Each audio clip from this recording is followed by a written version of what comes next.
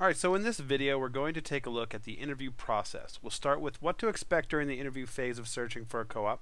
Then we'll review the different types of interviews, including phone interviews, Skype or Google Hangout interviews, on-campus interviews, and on-site interviews. Next, we'll explore the most common questions you'll be asked on an interview and how to answer them, as well as questions you can ask the employer. Finally, we'll wrap up with how to follow up with an employer after the interview, including sending emails and discussing timeline. Look, interviewing isn't a very difficult thing to do. After all, we all love talking about ourselves, right? But students can often overlook the research and preparation parts of interviewing, and when you do that, the interview can turn into a nightmare. So be prepared, do your research, and don't forget to smile. Alright, so why do interviews go wrong? Really, it's about your preparation. You need to be prepared and do your research. Students tend to under-prepare for interviews. They think they can wing it, or they think they know how to talk to people and they can perform well under pressure. There's two reasons why you really should not take that approach. One, the interview will know that you didn't prepare for the interview. They'll see your nerves, you'll see how you're rambling on, you'll see that you're taking long pauses before answering the questions, all those types of things. The interview will also think that you don't care enough about the position in order to prepare before you even got there. So the first law of interviews, be prepared, do your research.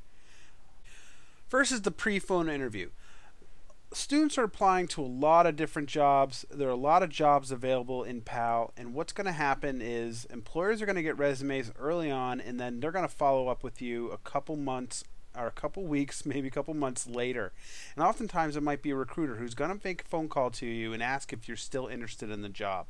It's just their way to kind of assess to make sure that you're still available and that they're not going to waste the time by just having the supervisor of that position call you and set up an interview. So that's what that pre-phone interview is. There's also the phone interview, which is by far the majority of interviews that students have are on the phone. And so we're going to go into that in quite a bit of detail. We're also seeing a lot more Skype and Google Hangout interviews, especially for co-ops that are obviously not located here in Cincinnati. They'll ask you to hop on Skype or do a Google Hangout interview, and there's some things that you want to keep in mind when you're doing those, and we'll talk a little bit about that as well. The on-campus interview, that's actually on UC's campus. A lot of employers will be interested in coming to the university, setting up shop for a day or two, and interviewing as many students as possible. Now, a lot of local employers will do that because it's easy on the students, and then of course we have a lot of regional or national employers that will come and do that because it's easiest on their budget. They don't have to fly you out, and they don't like to do the Skype or Google Hangout interview so much, and so they'll come to UC's campus. And then of course there's an on-site interview. These are when you have moved on in the process to the point where they're ready to hire you, and they just want you to get in front of a couple other folks on their team in person so that they can kind of ask you a few more specific questions about the job and you can get to know them a little bit better. The on-site interview is generally an indication that you are a strong candidate for that job. So let's go over the phone and Skype interview because, like I said, these are going to be by far the most that you're going to get. Again, it's going to be mostly phone interviews, but Skype or Google Hangout interviews are also going to be pretty popular.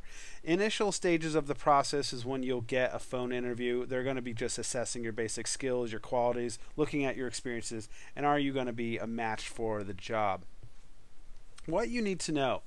When you are preparing for that phone interview and you're doing your research, know the job description. Make sure you've logged back into PAL, you've taken a look at that job description, you've printed it out, you've saved it somewhere where you can access it, you've highlighted it and circled things that you think are interesting that you can maybe ask a question about or want to respond to.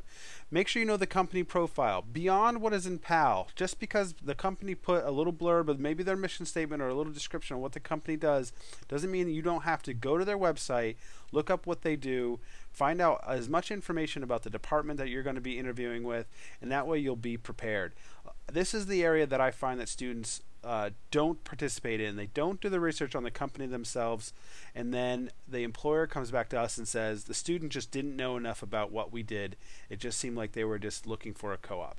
So this is the number one thing that you can do to make yourself set apart from a lot of the other students, is make sure you look up what the company is all about. Know the job requirements. If the job says you have to have a certain set of skills or certain level of experience, make sure that you know that and that you meet them. Make sure you know your experiences and how to articulate them in a relevant way. Know what kinds of things you want to talk about and how are you going to say them and how you're going to make them relevant to the questions that you're being asked. Make sure you've got a few of your experiences listed out, that you have some time, that you got some really good bulleted points out of listed your accomplishments, and maybe have some metrics in there that you can be able to describe in a really quick sort of fashion. Make sure you know why you've applied for that job. This is also one of those areas where students struggle a little bit because they just applied for like 80 to 100 jobs in PAL, and so they just got a phone interview. They're super excited, and when they get the question, why did you apply for this job, their response is, well, my advisor told me to and I clicked it in PAL. That's a one-way ticket to not getting another interview and not getting that job. So make sure you know why you're applying for that job. What can you offer the company and why you're a good fit? Talk to yourself, talk to others about what that company offers and why you might be a good fit, and have a really good answer for that. And then lastly, know your strengths. Know what you're naturally good at, what you're talented at, and how you're going to be able to bring that to the job. How to prepare for a phone or a Skype interview. Know the common interview questions and your responses. We're going to go over those common interview questions later on, but I want you to practice those. Have your resume in front of you. I like to print it out, sit it on my desk. It doesn't matter if you're doing the Skype or the phone, you can just have it right there in front of you. They can't see it. Know the time of the interview. We're in the Eastern time zone, but if you're interviewing for a job in California, that's Pacific time zone. That's a 3-hour difference. They're behind us. Have a notepad and a pen so you could take notes. Take notes on how you would answer common questions, and so you have that prepared. Make sure you have a copy of the job description so you can refer to that, especially when you're answering questions and you can be specific. Know how you're going to answer the phone or the Skype call. We're actually going to talk about that in a second. Make sure you have a good reception for your phone, that if you're talking on a cell phone, that you have a lot of bars and that you have a good internet connection and it's not going to drop on you. If you don't have to use Wi-Fi and you can plug right into the landline, make sure you do that. Make sure there are no distractions around you, no loud noises in the background, no dogs barking, no kids, no alarms, and no sirens, as much as you possibly can. Make sure you have privacy from others. So how do you answer the phone call, or how do you answer that Skype call when it comes through? Typically, when the phone rings, and I know it's them because it's exactly at the time we had pre-set up, I answer the phone, I say, hello, this is Todd Foley, how can I help you? When I answer the Skype interview, because they can see me, I can say, hi, I'm Todd Foley, it's nice to meet you. And you can say meet you because you're actually meeting them virtually, sure, but you can see them. And so make sure you have prepared how to answer that call. Some other tips: be engaging and be interesting. All right, not just be interested in the job, but be interesting yourself. Make sure you're coming across as excited about the job and excited about the interview and just really excited about possibly working for that company. But be succinct and don't run on. Don't be like me. Come to the point of what you're talking about, get to it, and get out. Be polite and be respectful. Make sure you always use their title, Mr., Ms., Doctor. If you don't know their title, always default to Mr. or Ms. Take notes, take notes, take notes. For phone interviews, I actually like to stand because I find if I'm sitting down and I'm on the phone, I get way too comfortable. So I like to stand. Sometimes that makes, sometimes I walk around too much when I stand. So be mindful of walking around and you're not getting out of breath while you're on the phone.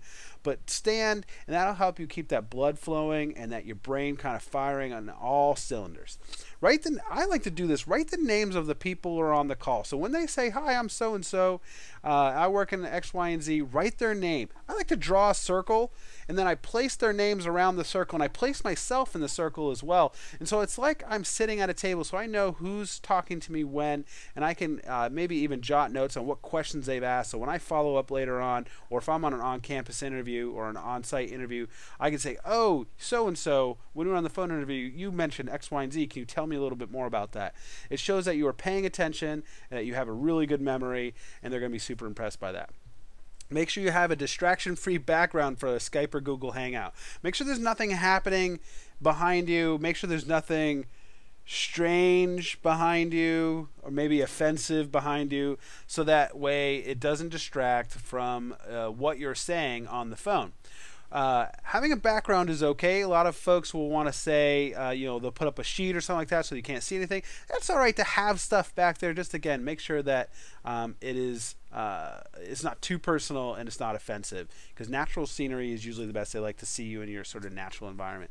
And then wear what you would wear to an actual interview. A lot of folks will tease and make fun of, like, I had a Skype interview and wasn't wearing any pants or whatever.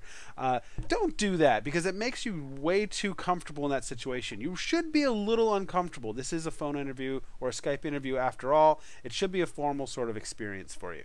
As you're finishing up that phone call, as you're finishing up that Skype phone call, make sure that you have rehearsed on some level a out for you, some sort of final statement. I like to say, thank you very much for interviewing me for this job. It sounds exactly like what I want to learn most about. I'm sure I can contribute a lot to your company as well, and I look forward to hearing from you about the next steps in your hiring process.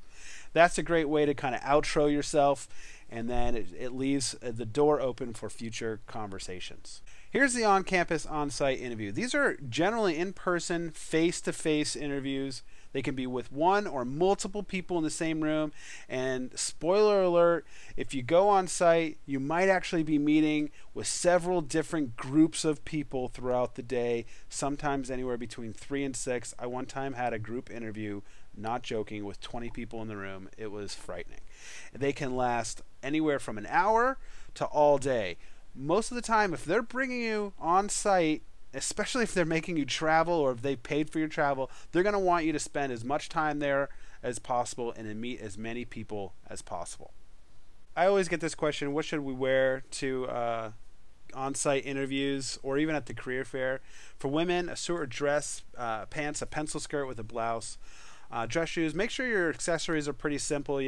Tights and hose if the weather is appropriate and if that's appropriate for the way you're styled. For men, it's pretty simple. You're going to be wearing a suit that's got a matching jacket and pants, a dress shirt and tie, and you're matching your dark shoes with socks and belt. So typically you'll see the light gray to dark gray suits for interviews. Black is more formal. We don't typically wear that to an interview.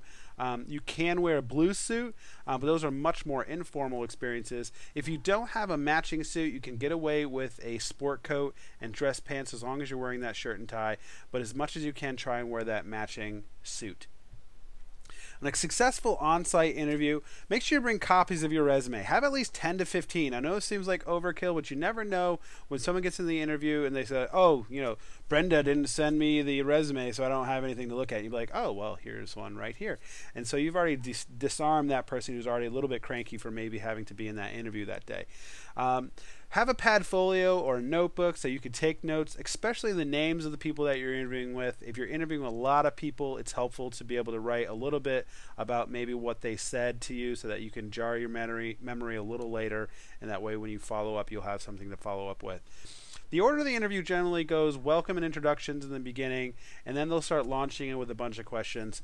Most people, 99% of interviews end with some time for you to ask questions, and we'll talk about that in a little bit as well. How you hold yourself and how you sit and how you show your posture in these meetings is super important. Make sure you have a nice firm handshake, that you're always keeping eye contact, especially with the person who's asking you the question. Make sure you're sitting straight up, that your feet are firmly on the floor, that you haven't crossed your legs in any way, or you're not sitting back too much. Make sure you're aware of your facial expressions. You're not rolling your eyes at questions that you think are not pertinent.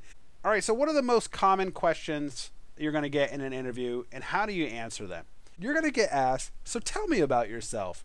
It really sets the tone for the rest of the interview. It creates that conversational atmosphere if you're able to do it. They're looking to hear more about your recent work experiences and not really that you're a super huge Lakers fan, right? Be mindful that you're not getting too personal. They want to know a little bit about you, but they don't want to know every small detail about you. So be brief on what you do in your spare time and make sure it's relevant to the job or the profession that you're applying for. Why did you apply for this position, right? They want to know that you chose to apply for this position beyond the reason of it was in PAL and I clicked it and it looked interesting. So discuss what excites you about the job, about the company itself. Discuss what you believe would be a challenge about this job and how you would go around tackling that problem or tackling that challenge within this job. What projects have you undertaken lately? This is a great question for co-op students because they're looking to hear from you about things that you're doing outside of the classroom. Think about the work you're doing in both classes and your spare time, but what are you doing that shows that you are dedicated to the major that you are doing beyond just going to classes? And so make sure it's related to the job or profession that you're going in. Have at least 2 or 3 projects in mind so you can pull one here and pull another. They want to know that you're passionate about the work that they do at the company. And so if your projects align with what they're doing, they're going to be able to see that synergy and they're going to be very excited. What do you know about our company? They want to know that you've done your homework and you're really interested in the overall work experience, not just having a co-op. Check out their website. What are the company's mission, values, objectives, and goals? And what does the unit you're applying to do specifically so that you know exactly what you're getting into? What do you consider your most significant weaknesses? You're going to get the weaknesses, you're going to get the strengths questions. How to answer this question? It's really simple. Turn a weakness into a strength. Begin with the strength and expand on the weakness. What do you consider your most significant strengths? Be prepared to discuss 3 to 5. Don't ever say, I don't have any strengths. That's ridiculous. Everybody has strengths. So what are yours and how are you going to communicate those to the employer? Relate to your major, your work experience, your interest in the job. Can you work under pressure? Go beyond the yes or no. Describe situations where you've had to meet deadlines, where you had no control over those deadlines, and how you did it and how you did it really well. Talk about how you ask for help, you seek out answers, and you refine your work. Why should I hire you? This is usually the last question. It's my favorite question. What they're trying to do is see if you can summarize all of the stuff that they've already talked about in a nice succinct package. It's a great opportunity for you to summarize your qualities and strengths for the position. Make sure it's short and make sure it's to the point. Reflect your experience and your background and talk about the goals for this position. Why should I hire you? Because here's why I'm great. Here's how it's applicable to the job that you're hiring me for. And here's some experience and backgrounds that I have that would make me successful in this role. At the end of the interview, you're going to have an opportunity to ask some questions to the employer. Now, I found this information online at Forbes.com from a guy named Joe Conop. He's the founder and principal of One Great Resume, a resume creation and career service provider. His website's listed there. What skills and experiences would make an ideal candidate? This is a great question to ask an employer because you're trying to get at some of the items that maybe you might have missed in discussing. And so they might say, we're looking for a student who can come in and take a lot of initiative and work really independently. That's your window to say, oh, here's an example of when I did that. And so it's a great way for you to get another bit of information about yourself in there so that you can connect directly to what they're looking for. What is the single largest problem facing your staff, and would I be in a position to help you solve this problem? So this shows that you're dedicated and you're interested in the problems that they might be having and how you would help solve it. But what's really cool about this question is that it forces the person who's answering the question to see you already as part of their team. What have you enjoyed most about working here? This is a great opportunity to ask just what it was the culture of this place and would I be interested in working in this industry. What constitutes success at this position in this firm? It's another great conversation about success metrics, what they count as success, and would you be able to fit into that? Do you have any hesitations about my qualifications? This is a really bold question. And don't ask this question if you don't want to hear the answer to it. But if you ask this question, do you have any hesitations about my qualifications? And they respond with some of those hesitations, it's a great opportunity to counter-respond to that and say, here's how I think I might be able to turn that around. Can you tell me about the team I'll be working with? This is another great question. Again, forces them to think of you as already part of that team, but it also shows that you're interested in the team and want to know more about them. What can you tell me about your new products or plans for growth? This is super great, especially in engineering, because they're always coming out with something new and innovative, and you're going to want to know about it, and this is a great opportunity to learn. What is the next step in the process? Always make sure this is one of your questions. Have it be the last question because you're going to want to know what their timeline is. Now, here are 8 questions that you could ask. You're not going to get a chance to ask 8. You're probably going to want to hover around 2 to 3 questions, but have a good portion of questions available to you that you can ask throughout the day, especially if you're having a bunch of interviews. The follow-up. Make sure that you take a business card from everybody you meet, whether they're at the career fair, an on-site, or an on-campus interview. Anytime you meet with someone, interview with them in person, grab their business card. I can't tell you how many times a student comes to me and says, I don't know the name of the person that interviewed me, so I have no way of contacting them and following up. That's too bad. If that happens to you, then there's nothing you can do. Take the business card so you can follow up later with a thank you note. You can send a thank you card. That's totally okay. But most hiring people in this day and age will expect an email, and that's perfectly acceptable. Then you can follow up with an email or a phone call no sooner than 1 week. Some people recommend 3 to 5 business days. I prefer 1 solid week. So if you interview on a Monday, the next you can follow up is the next Monday. And then you can follow up with a phone call or email, whichever you prefer. Just know that if you follow up with one, don't follow up with the other immediately. So if you make a phone call and you have to leave a message, don't send an email as well, because you don't want to seem overbearing. Okay, so that's what to expect during interviews. Thanks a lot for listening.